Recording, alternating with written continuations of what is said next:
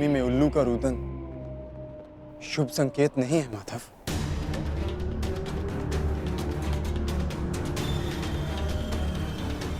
हाँ पार्थ, कदाचित आज का दिन, ये युद्ध कठिनाइयों से भरा होने वाला है। आज की परिस्थितियों के लिए सज्ज रहना पार्थ।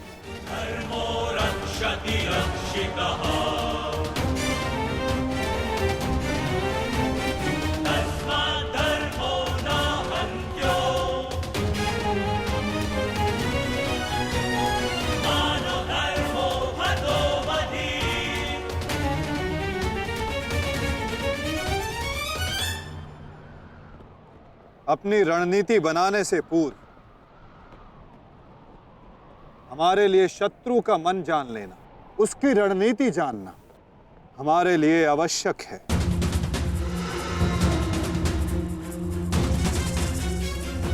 सबको ज्ञात है ना कि आज शत्रु का लक्ष्य क्या होगा? युधिष्ठिर को बंदी बनाना हमारा आज का लक्ष्य होगा।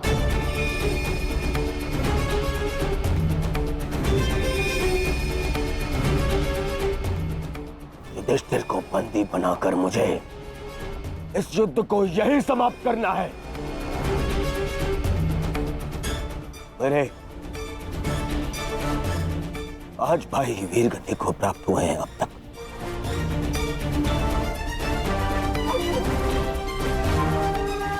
श्रद्धांजलि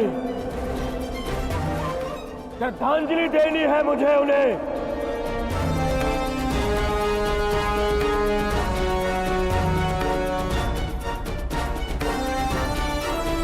बहुत पीड़ा भरी मृत्यु दी है उस भीम ने मेरे भाइयों को। इन पांडवों को इतनी पीड़ा दूंगा कि अपनी मृत्यु की भिक्षा मांगेंगे ये मुझसे।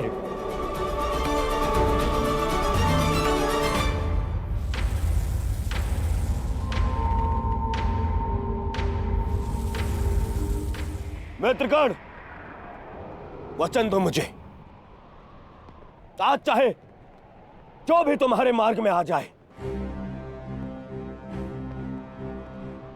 तुम उस पर दया नहीं दिखाओगे। आज चाहे जो कोई भी आ जाए तुम अपना सबसे तीव्र प्रहार उस पर करोगे। वचन दो मुझे मित्र। तुम्हारा आदेश मेरा वचन है मित्र। आज शत्रु कर्ण का एक भिन्न रूप देखेंगे।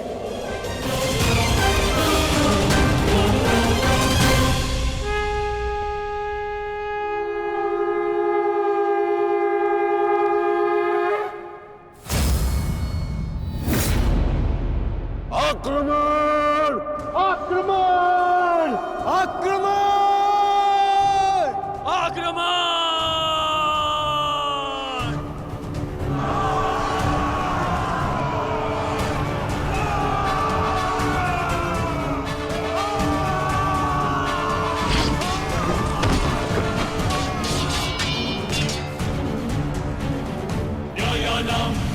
उनका अस्त्र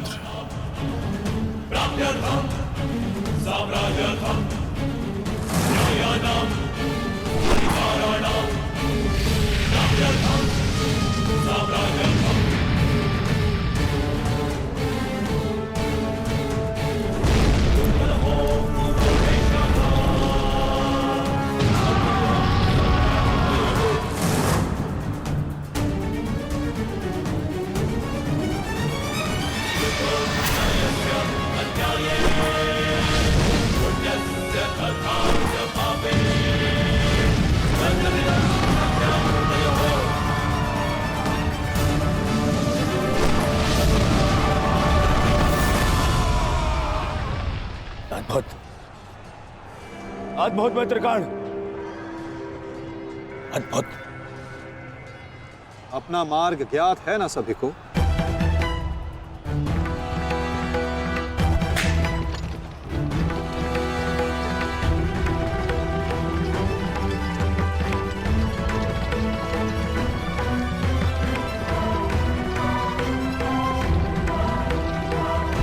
ये क्या कह रहे हो संजय? युधिष्ठिर सेना के पिछले भाग की ओर बढ़ रहा है।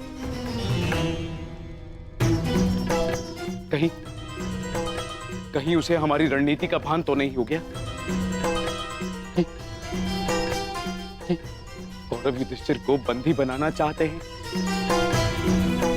ये तो मुझे ज्ञात नहीं है महाराज, किंतु युवराज दुर्योधन इस बात से बहुत व्यग्र हो रहे हैं।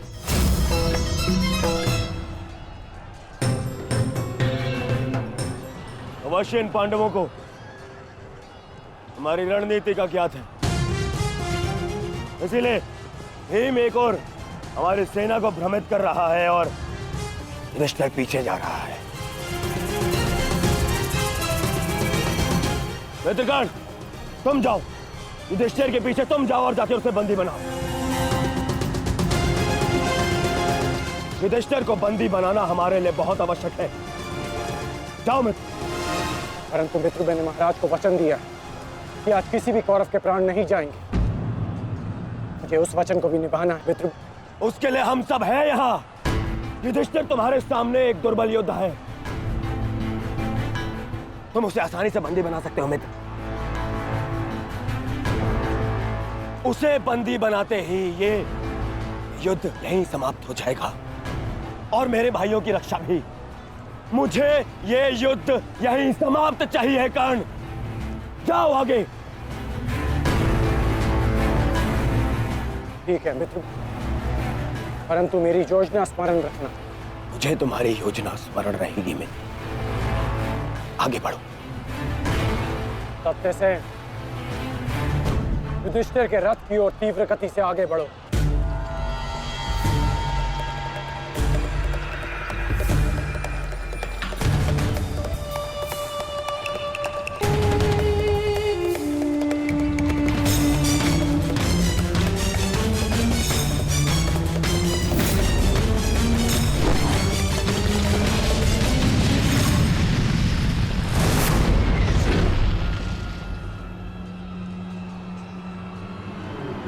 योद्धा शत्रु की ओर आगे बढ़ता है, उससे पीछे नहीं भागता।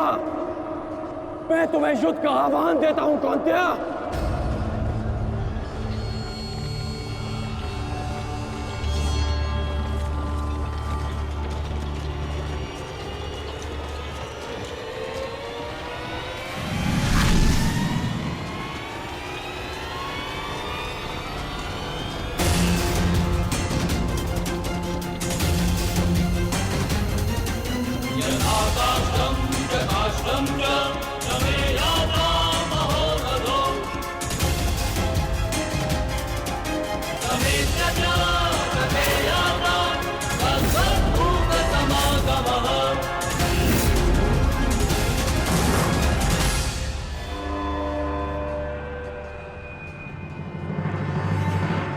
कौंतेय तुम्हारा आवाहन स्वीकार करता है।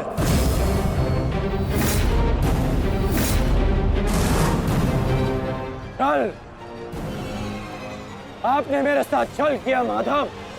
नहीं अंगराज, छल नहीं, ये रणनीति है।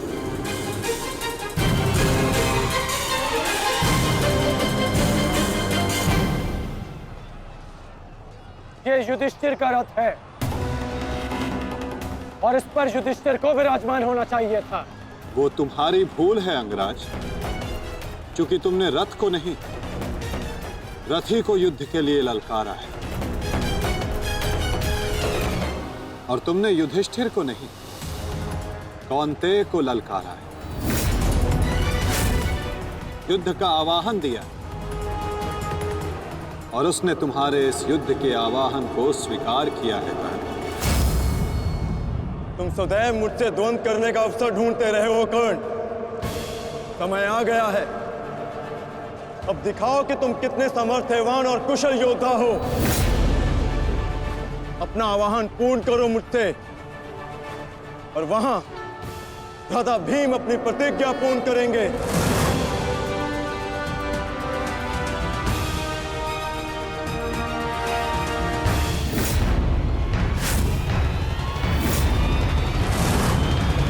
आज मैं 95 कौरवों का अंत कर दूंगा।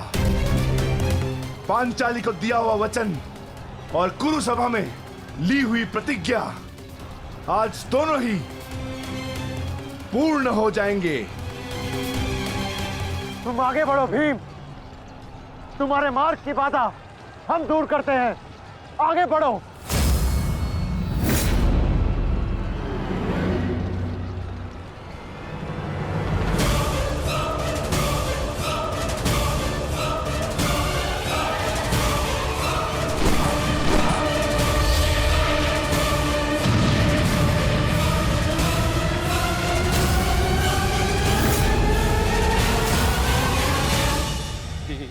ये क्या कह रहे हो संजय? वहां वासुदेव ने काट से कर्ण को फंसा दिया और यहाँ भीम हमारे व्यू में प्रवेश कर चुका है। शेष तीनों पांडव उसके पीछे हैं। अब कौन बचाएगा मेरे पुत्रों के प्राण? कौन करेगा उनकी रक्षा?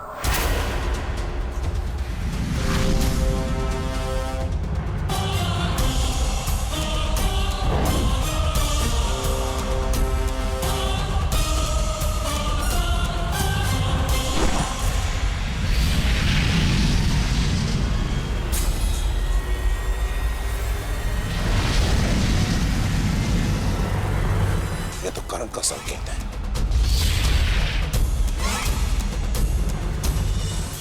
तुम कोई भी संकेत दे लो कर्ण, तुम्हारी सहायता के लिए यहां कोई नहीं आ पाएगा और ना ही मैं तुम्हें कौरवों की रक्षा करने के लिए यहां से जाने दूंगा।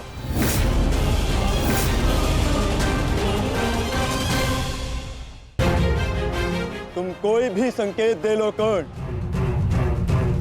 तुम्हारी सहायता के लिए यहां कोई नहीं आ पाएगा। कौन कहता है कि मैं रक्षा के लिए संकेत दे रहा हूं? माधव भले ही तुम्हारे सारथी हैं, किंतु इनकी नीति मैं तुमसे अधिक पहचानता हूं। तुमने भले ही माधव की सहायता से मुझे युद्ध क्षेत्र से अलग कर दिया, किंतु मेरी रणनीति को विफल नहीं कर पाओगे अर्जुन।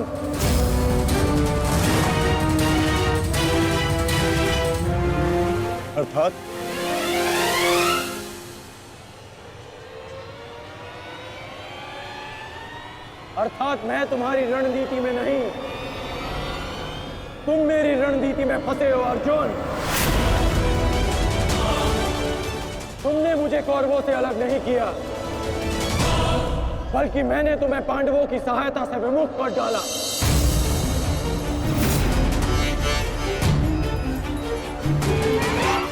अब तुम भीम की सहायता नहीं कर पाओगे अर्जुन, और भीम किसी कौरव का वध नहीं कर पाएगा।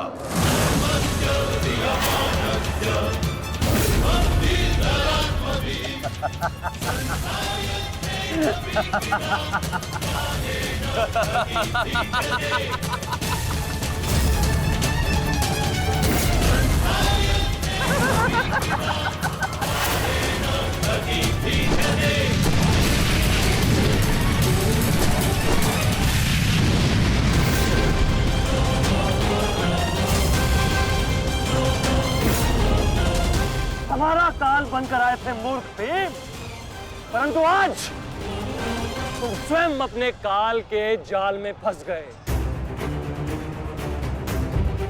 प्रिय भ्राता भीम,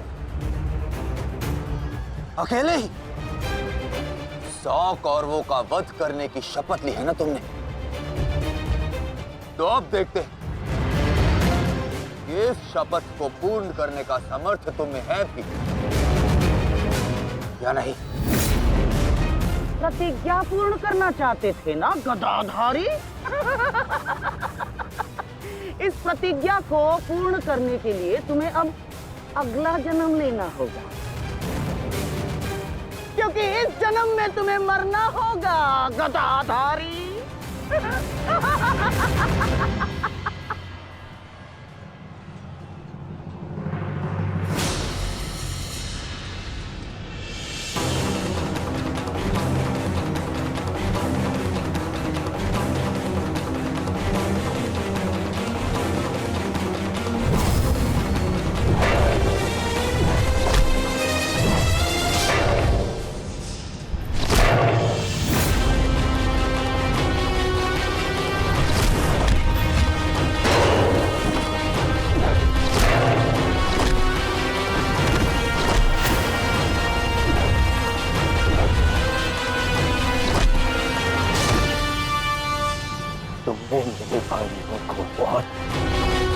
निर्दयता से मारा है भीम। आज मैं तुम्हारे लहू से उनका तर्पण करूंगा। और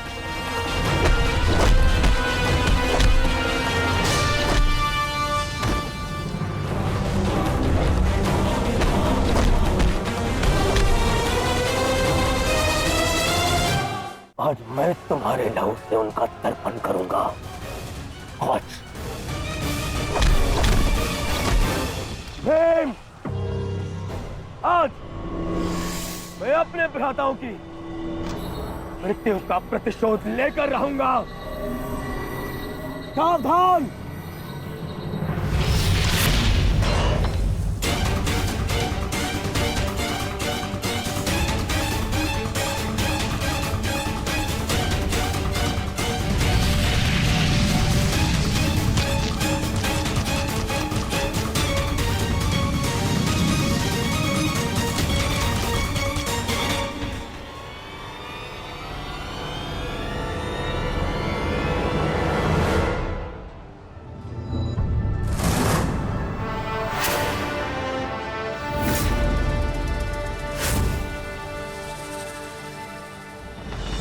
आपका प्रतिशोध पूर्ण हो न हो, परंतु मेरा प्रतिकार आज अवश्य पूर्ण होगा। अभिमन्यु, दो योद्धाओं के बीच में आना युद्ध नियमों के विरुद्ध। 6 महारथियों ने अकेले ताचरी भीम को घेरा है। नियम तो आपने भंग किया है, तो अब यह अधिकार मुझे भी है।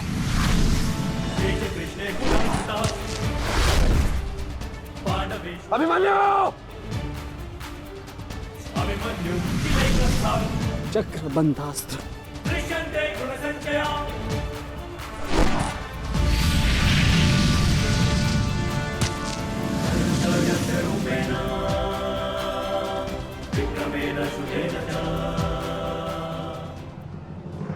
अभिमन्यु,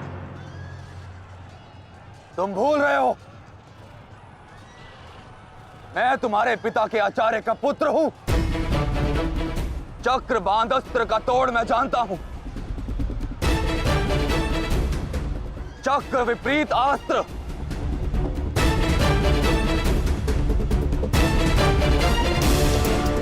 भूल तो आप रहे हैं महारथी। विपरीत अस्त्र तभी कार्य करता है जब युद्ध नीति गत हो। एक योद्धा पर आप सभी ने आक्रमण कर युद्ध नीति भंग की। अब अपनी इस अनीति का दमन देखिए। बालक! बालक! मेरी शत्रुता तुमसे नहीं है। मेरे मार्ग से हट जाओ, अन्यथा अपने प्राणों से हाथ धो बैठोगे। धो तो आज मैं उस कलंक को दूंगा जो मेरे परिवार के माथे पर है, कि अपने कुलवधु के अपमान का प्रतिकार नहीं कर पाए।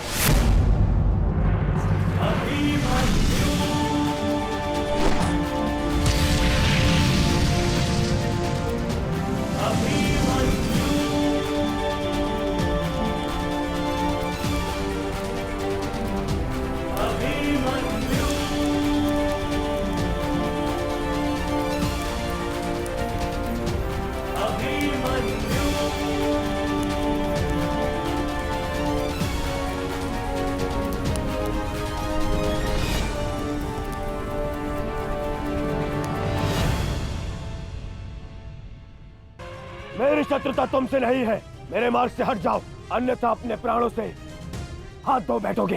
धो तो आज मैं उस कलंक को दूंगा जो मेरे परिवार के माथे पर है, कि अपने कुलवधु के अपमान का प्रतिकार नहीं कर पाए।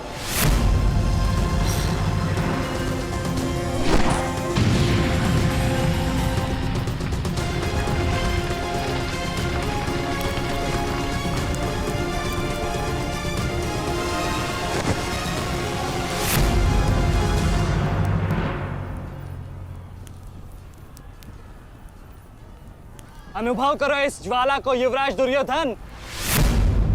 ये वही ज्वाला है जो इतनी वर्षों से मेरी माता के हृदय में धधक रही है।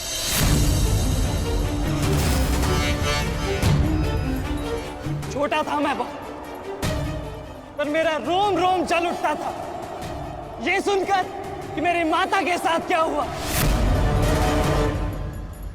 सोचो मेरे माता पिता और मेरे काकाओं पर क्या बीती होगी जब उन्होंने वह दृश्य देखा। मेरे माता पर क्या बीती होगी जब सहस्त्रों आंखें उनके वस्त्रहीन होते शरीर पर पड़ रही थी। आज मैं आपको उस अपमान का अनुभव कराऊंगा। आपकी पूरी सेना और महारथियों के समक्ष आपका वस्त्र हरण करूंगा और कोई कुछ नहीं कर पाएगा।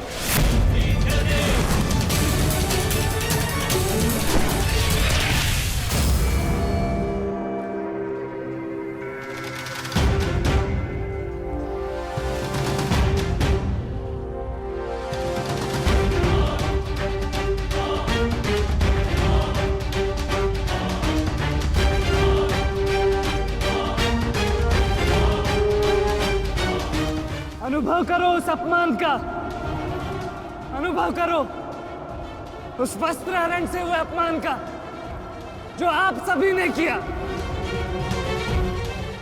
नदी जब सीमा तोड़ती है तो बाढ़ आती है। आज आपकी पाप की धारा की बाढ़ में आप स्वयं बह जाएंगे काकाश्री।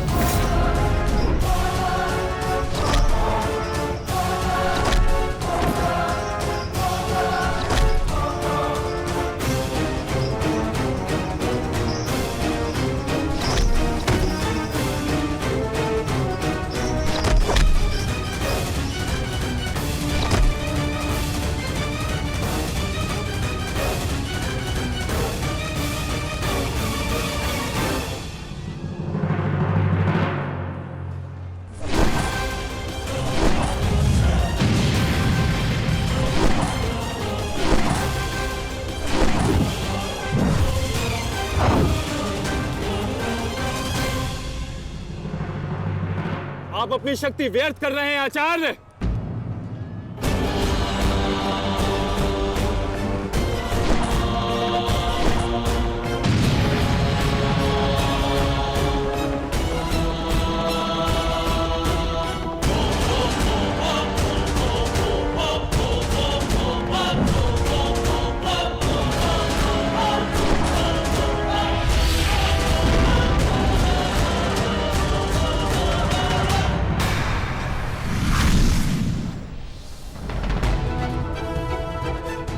दुर्योधन को मेरी सहायता की आवश्यकता है।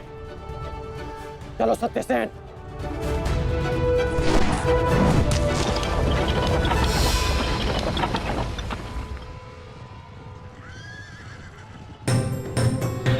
कहां चले अंगराज?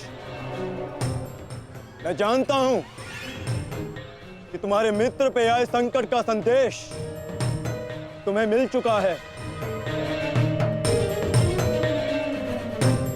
परंतु मैं तुम्हें जाने नहीं दे सकता। तुम कदाचित मुझे रोक सकते थे अर्जुन, परंतु तुमने एक भूल कर दी। तुम अपने रथ पर नहीं हो अर्जुन। हाँ, वासुदेव तुम्हारे सारथी हैं, परंतु महाबली हनुमान का आशीर्वाद तुम्हारे रथ पर नहीं।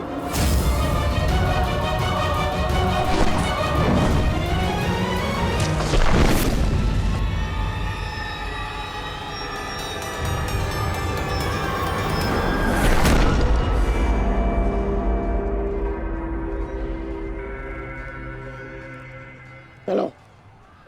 मैं अभी भी पराजित नहीं हुआ हूं कर्ण। तुम इस प्रकार द्रोण छोड़कर नहीं जा सकते।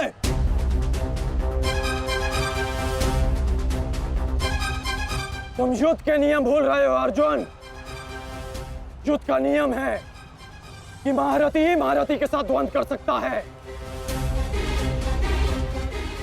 और तुम रथ विहीन हो, इसलिए मैं तुम्हारे साथ द्वंद्व नहीं कर सकता। पहले अपने रथ का पहिया सुधारो, फिर आकर मुझे युद्ध का आह्वान देना, क्योंकि परशुराम शिष्य कर्ण नियम तोड़कर युद्ध नहीं करेगा।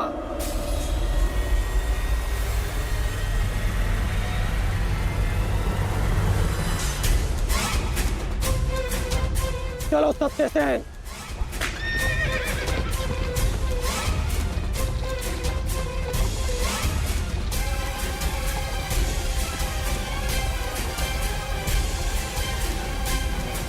अब समझे पार्थ कि मैं कर्ण की प्रशंसा क्यों करता हूं।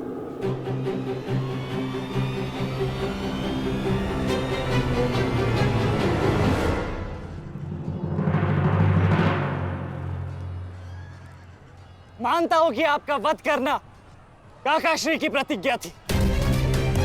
उनकी प्रतिज्ञा को भंग करने का दंड मैं सह लूंगा,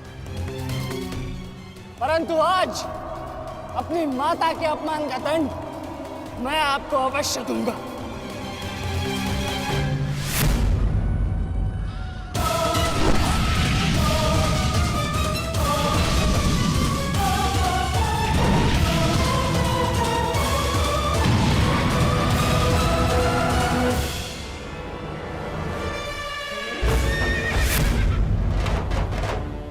किसी की प्रतिज्ञा टूटे, पर मेरी प्रतिज्ञा नहीं टूटेगी अभिमन्यु।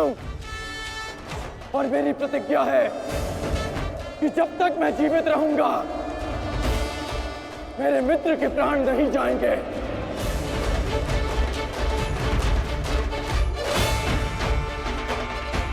यदि जीवित रहना चाहते हो तो पीछे हट जाओ अभिमन्यु। आप भूल रहे हैं अंगराज कि मैं किसका पुत्र हूं। पीछे हटने के बारे में सोच भी नहीं सकता। तो प्रहार सहने के लिए तत्पर रहो।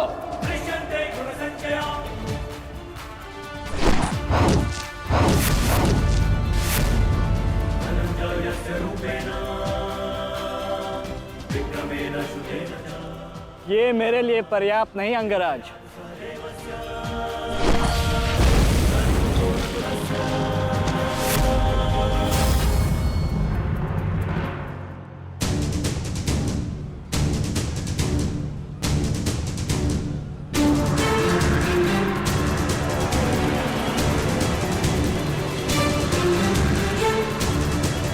ना मेरे पास बाणों की कमी है और ना प्रहारों की।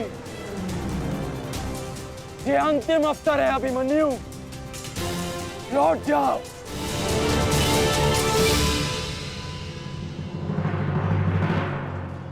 तो मेरे तुनीर में भी उत्तर प्रस्तुत है अंगराज।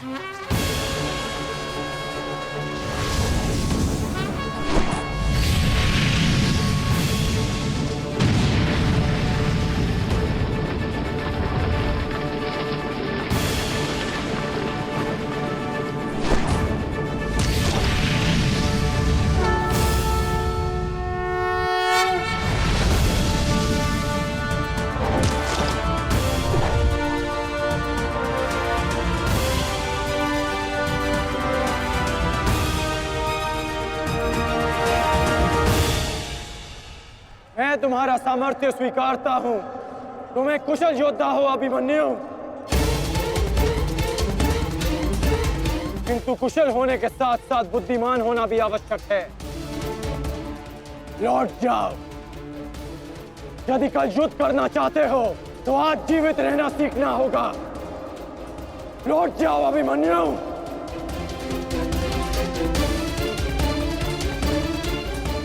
एक योद्धा के लिए आज या कल नहीं होता अंगराज। उसके लिए केवल वो ही पल होता है जिसमें वो मृत्यु के सामने खड़ा होता है। एक वीर योद्धा से सुना था मैं, हे मृत्यु, तैयार यदि तू आने को, प्रसन्न मुखा। द्वार खुला है, तेरा स्वागत, प्रसन्न मुखा।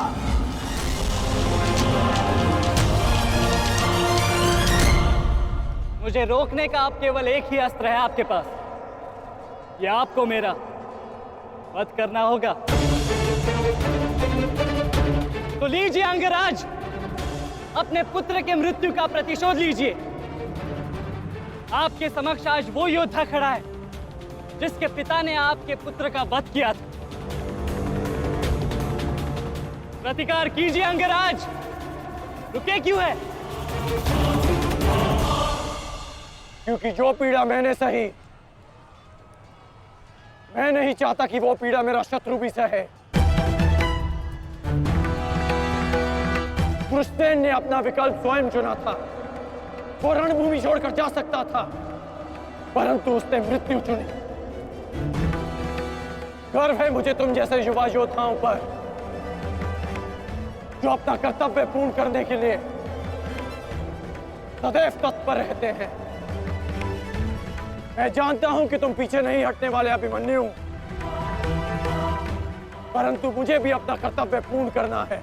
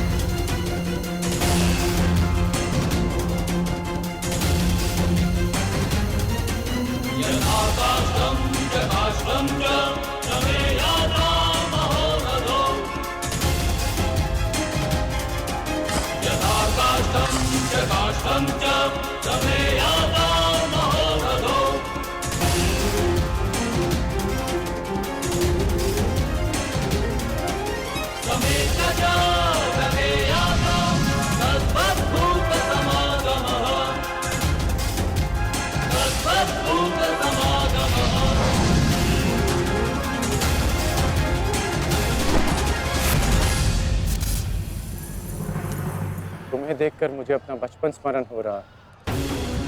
अभी तुम्हारा जीवन आरंभ हुआ है वत्स।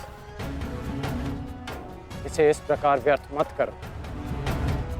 मैं आशा करता हूं कि अगली बार जब हम दोनों मिले तो दो शत्रुओं के भांति नहीं, दो वीरों के भांति एक दूसरे के गले में। अभी तुम्हारा जीवन शेष है। जाओ वत्स।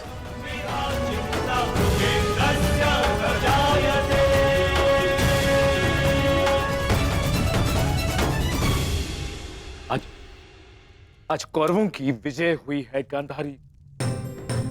पांडवों की एक अक्षुणी सेना को ध्वंस कर दिया है हमने आज। भीम हमारे एक भी पुत्र को क्षति नहीं पहुंचा पाया, एक भी।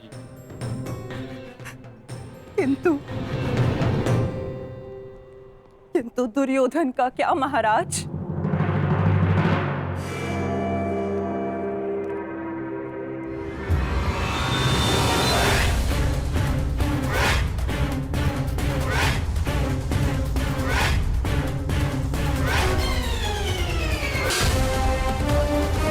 मित्र,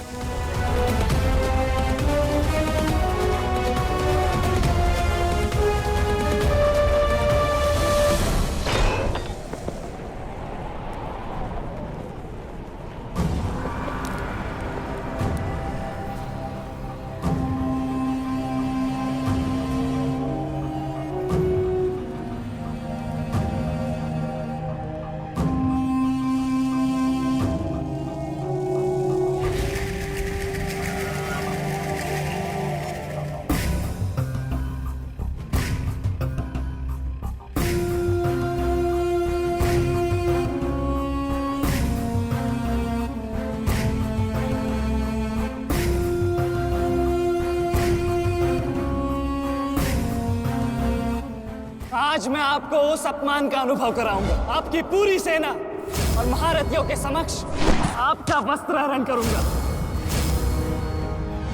परंतु आज अपनी माता के अपमान का दंड मैं आपको अवश्य दूंगा।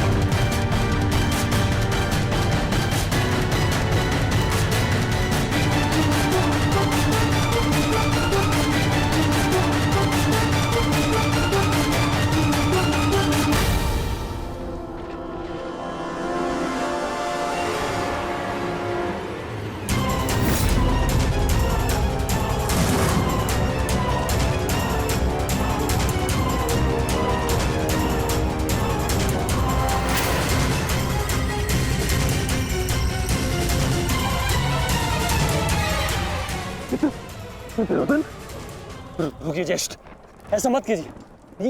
ये क्या कर रहे हैं आप? दुर्योधन, दुर्योधन, ये सब कुछ क्या है? आज के इस युद्ध में हमें विजय मिली है, फिर ये सब कुछ क्यों कर रहे हो तुम? ऐसी विजय जो अपमान की थाली में सजा कर मिले, ऐसी ही विजय से श्रेयस्कर है कि मृत्यु को पालूं। नहीं। मेरे जीवन में कभी मेरा इतना अपमान नहीं हुआ है। अब इस जीवन का और कोई मूल्य नहीं। मैंने ये युद्ध संपत्ति के लिए नहीं, अपने हट, अपने सम्मान के लिए बुलाई थी। अब जब सम्मान ही नहीं रहा तो इस विजय का मैं क्या करूंगा? मेरी सेना के सामने विश्व के महानतम योद्धाओं के रहते वो 16 वर्ष का बालक मेरे वस्त्र हरण कर गया और चेतावनी देकर गया है कि युद्ध में जब भी मिलेगा पुनः यही दोहराएगा। अब ये वस्त्र हरित दुर्योधन सम्राट बन भी गया। कैसे अपनी सेना से, अपनी प्रजा से आंख मिला पाऊंगा मैं? इस लज्जा के साथ मैं अब जीवित नहीं रह सकता। नहीं दुर्योधन, देखो अपने क्रोध पर काबू पाओ। देखो विजय हमारे निकट है दुर्योधन, मानो मेरी बात। छोड़िए मुझे मामाश्री, छोड़िए मुझे, अन्यथा इस अग्नि में मैं अपने आप से पहले आपकी आहुति दे दूंगा। छोड़िए मुझे। नहीं। छोड़िए, छोड़िए मुझे।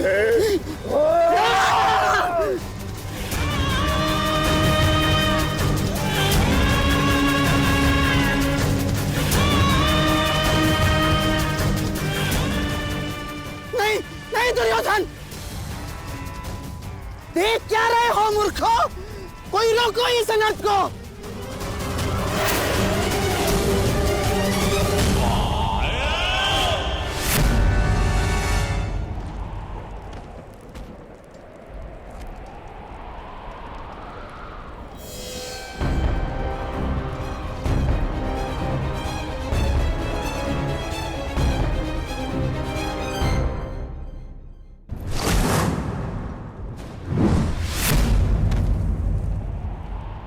ठहर जाओ मित्र। नहीं, अब नहीं।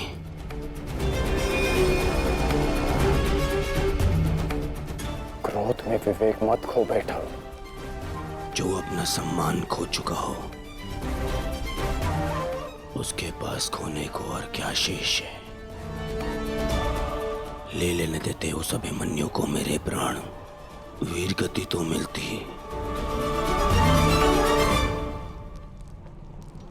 सारी सेना के सामने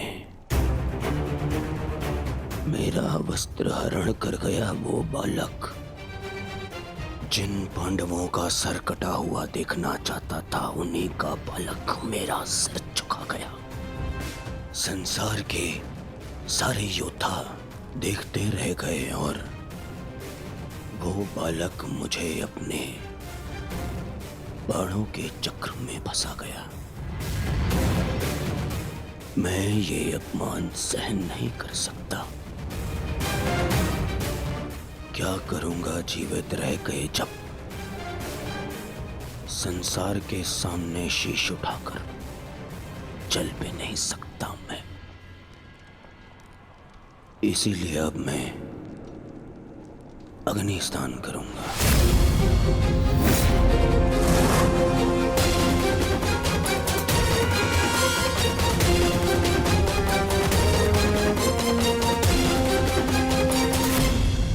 जो अग्नि यहाँ जल रही है उससे कहीं अधिक अग्नि तुम्हारे पिता के हृदय में जल रही है। क्या तुम अपने 5 भाइयों का बलिदान व्यर्थ जाने दोगे? क्या अपने पिता को दिया वचन भुला दोगे तुम?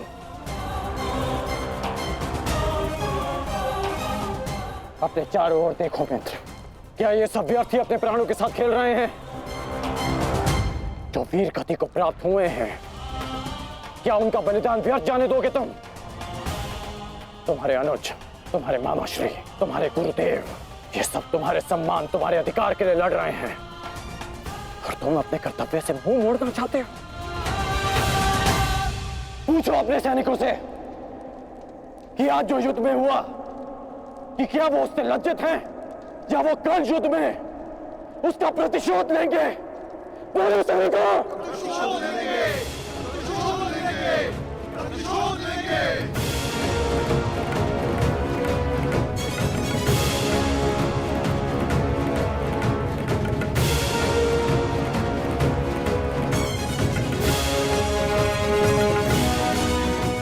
इन सैनिकों का सम्मान मेरे मन में लगी अग्नि को बुझा नहीं सकता मित्र। मैं तुम्हारे लिए सदैव प्रस्तुत हूं मित्र। आदेश दो मुझे, आदेश दो कि क्या चाहिए तुम्हें। तुम्हारी पीड़ा को शांत करने की औषधि क्या है मित्र? बताओ मुझे। मुझे अपने इस अपमान का प्रतिशोध चाहिए। जिसने मेरा मान हरण किया उसके प्राण हरण करने हैं मुझे। मुझे अभिमन्यु चाहिए।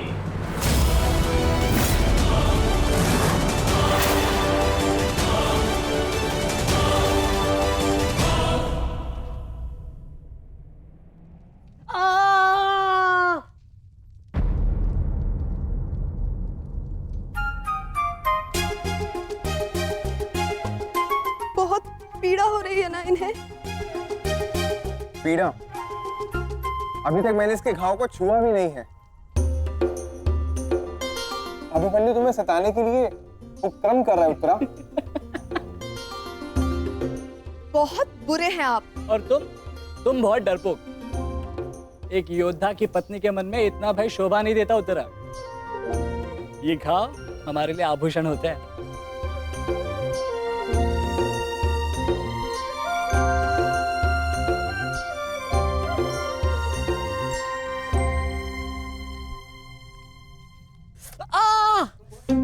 क्यों सताते हो तुम उसे? अब क्या करूं माता, वो तो आजकल हर बात पर क्रोधित हो जाती है। और अब आप भी मुझे डांट रही हो। तुम्हें अधिक चोट तो नहीं आई ना पुत्र? नहीं पिताश्री, बल्कि बहुत कुछ सीखने को मिला। सच में अंगराज कर्ण एक महान योद्धा है। उन्हें आपके अतिरिक्त और कोई टक्कर नहीं दे सकता। हाँ पुत्र, परंतु हम दोनों के लक्ष्य और सोच भिन्न है। मुझे तुम पर गर्व है।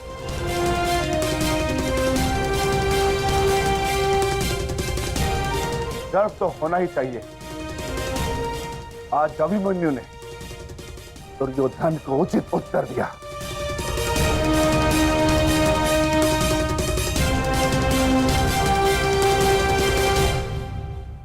सत्य अभिमन्यु,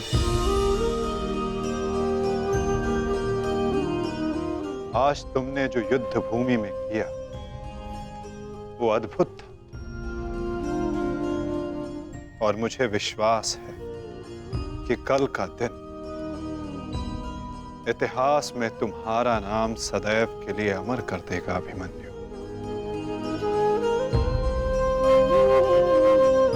इतिहास से पूर्व मेरे पुत्र ने अपनी छवि मेरे मन में अमर कर दी है। 14 वर्षों के पश्चात आज पहली बार मन को एक शीतलता पहुंची कि मेरे पुत्र ने मेरे साथ हुए अपमान और अत्याचार का भान उस दुर्योधन को करवाया। मेरी आत्मा को जैसे एक वस्त्र का संबल मिल गया। इसके लिए मैं सदैव के लिए अभिमन्यु की ऋणी रहूं। जीवन तो पल पल में है सखी, जिस पल को जी लो वही जीवन होता है। आज तुम प्रसन्न हो, जी लो सखी, आज का दिन जी लो।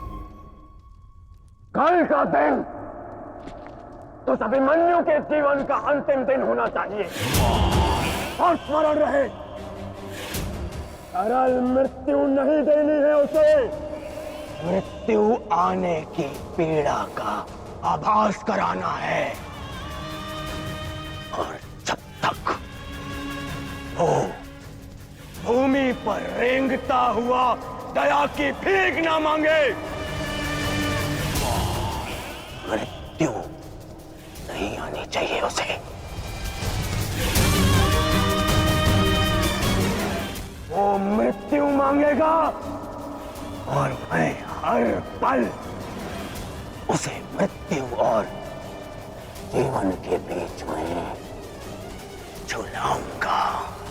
झुलाऊंगा मैं उसे। असंभव युवराज, जब तक युद्ध भूमि में पांडव उपस्थित हैं तब तक अभिमन्यु तक पहुंचना असंभव होगा। वैसे भी उन्हें ज्ञात होगा कि आज आपके साथ जो हुआ उसका प्रतिशोध आप अवश्य लेंगे। इसी कारण अभिमन्यु तक पहुंचना इतना सरल नहीं होगा।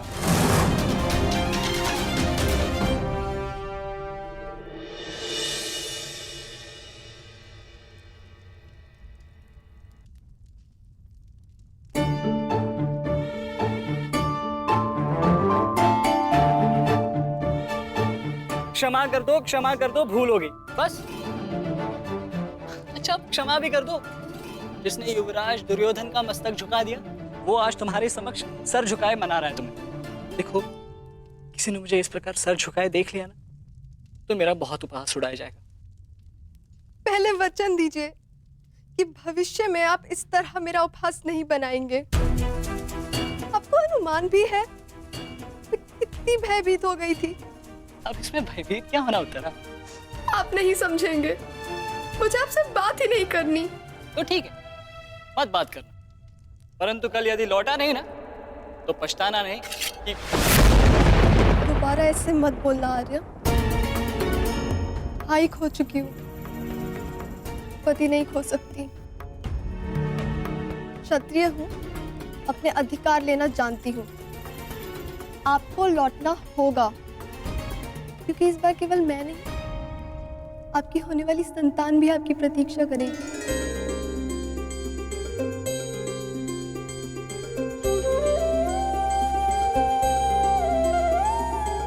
सत्य उत्तरा?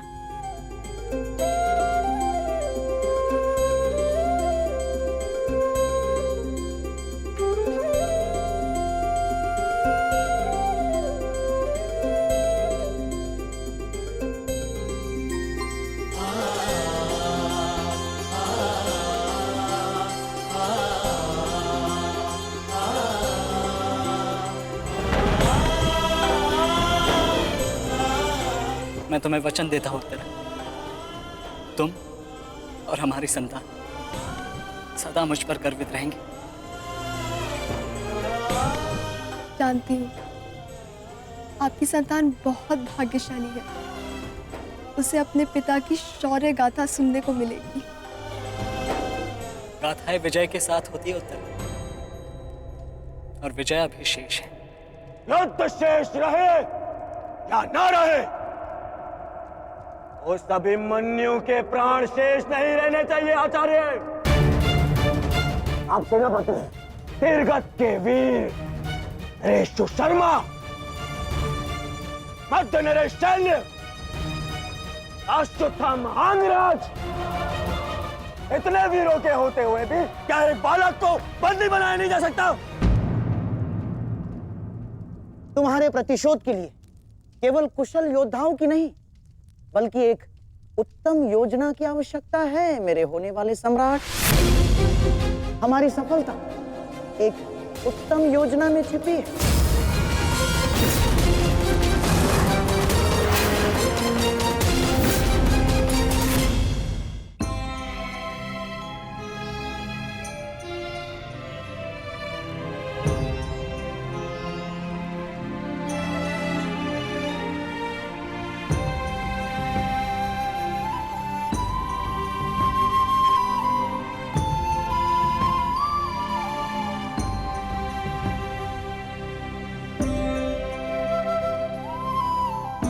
ऐसा क्या है जो आप चाहकर भी मुझसे नहीं कह पा रहे हैं सखा? ये रात का अंधकार भी आपके मुख पर आए हुए भाव मुझसे नहीं छुपा सकता। रात्रि के बाद दिन आता है सखी, उसी प्रकार जीवन के पश्चात मृत्यु आती है, सुख के बाद दुख आता है, और यही सृष्टि का नियम है। हमें अपने जीवन में सबके लिए तत्पर रहना चाहिए सखी।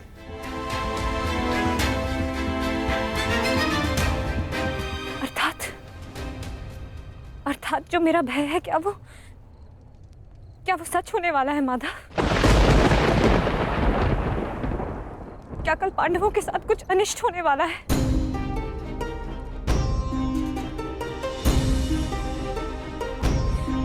आप तो सब जानते हैं ना सखा। बताइए मुझे, बताइए मुझे।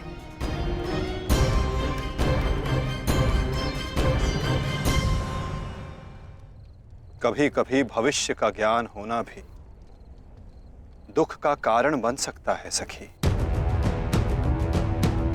यदि समय के अनुसार मनुष्य को सत्य का ज्ञान हो तो वो स्वयं को संभाल सकता है।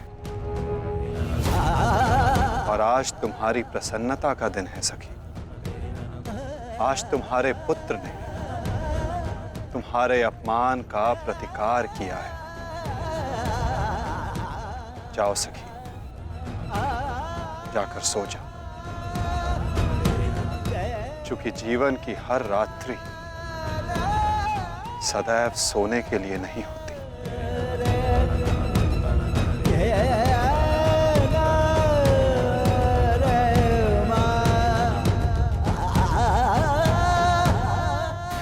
तब तक सो नहीं पाऊंगा जब तक मेरा प्रतिशोध पूर्ण ना हो जाए आचार्य। प्रतिशोध की आग में कोई और भी जल रहा है।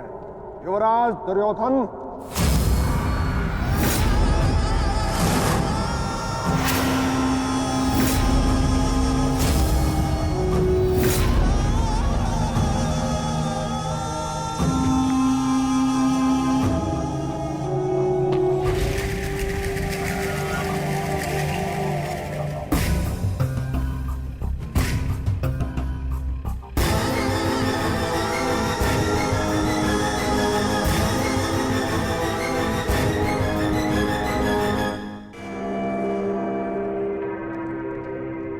माता श्री सिंधु नरेश जयद्रथ। भूल को क्षमा किया जा सकता है, अपराध को नहीं। इस सम्मान के पश्चात विचलित बचा तो ऐसा भयंकर प्रतिशोध होगा कि तुम पांचों की आत्मा कांप उठेगी।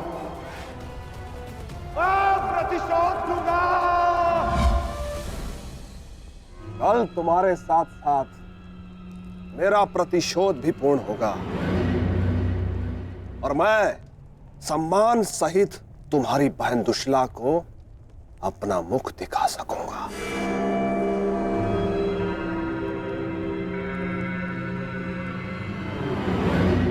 इतने समय आप कहाँ थे सिंधु नरेश?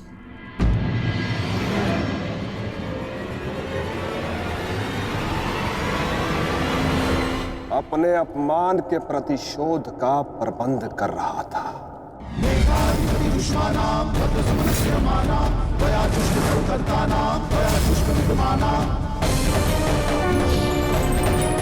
पुत्र जयद्रथ, मैं तुम्हारी तपस्या से प्रसन्न हूं। मांगो, क्या वर मांगते हो? महादेव, मुझे अपने प्रतिशोध का अवसर चाहिए। शपथ ली है मैंने, जब तक पांडवों के अपमान का प्रतिशोध नहीं लूंगा तब तक मुकुट धारण नहीं करूंगा। और वो दिन कल आएगा, कल आएगा वो दिन जब मैं पांडवों को ऐसी पीड़ा दूंगा कि वो जीवन भर नहीं भुला सकेंगे।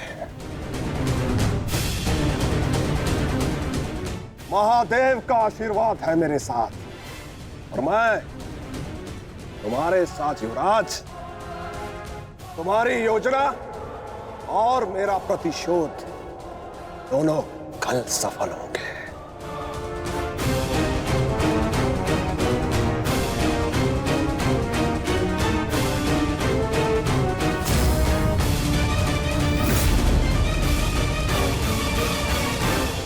हर हर महादेव, हर हर महादेव।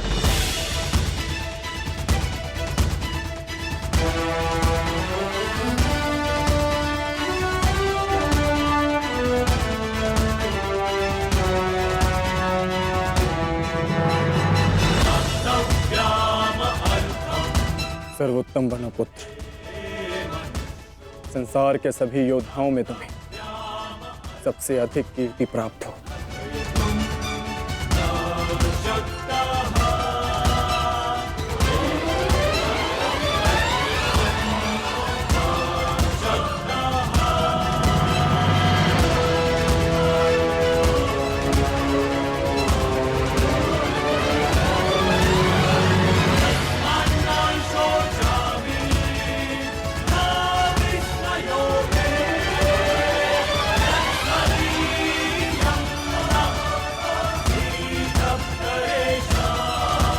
आशीर्वाद दीजिए मामा श्री कि मैं विजय श्री प्राप्त कर लूं।